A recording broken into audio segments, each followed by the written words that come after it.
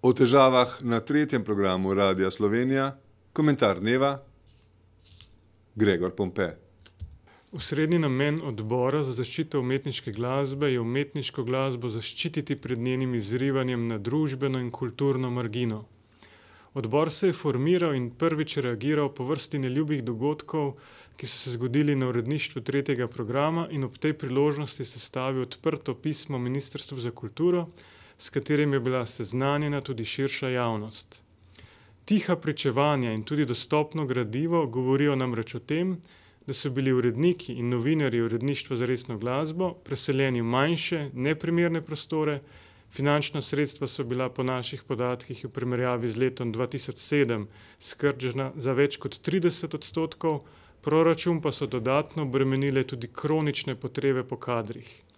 V zadnjem obdobju je sledila najprej odstavitev urednice tretjega programa, nato pa še razrešitev urednice uredništva za resno glasbo. Vodenje tega uredništva pa je bilo predano urednici brez potrebnih glasbeno-muzikoloških znanj. Odbor se je zato v vseh teh dogodkih vprašal, ali morda ne izkazujejo poslanstva in svetovnega nazora vodstva radijske hiše. Uredništvo za resno glasbo Radia Slovenija ima izrazito pomembno funkcijo, saj skrbi za sistematično predstavljanje ustvarjalnosti in poustvarjalnosti. Prek svojih mednarodnih povezav pa deluje kot okno v svet slovenski glasbi.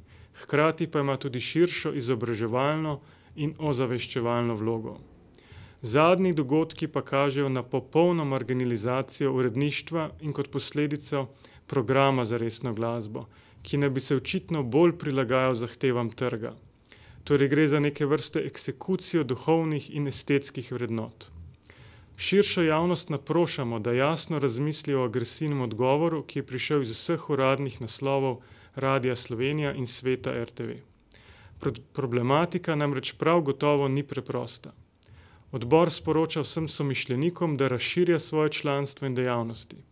Še naprej bo opazoval in opozarjal javnost na razvrednotenje umetniške glasbe, hkrati pa bo dejavno sodeloval pri vzpostavljanju sistemske mreže tistih področij, na katerih je umetniška glasba najbolj ogrožena.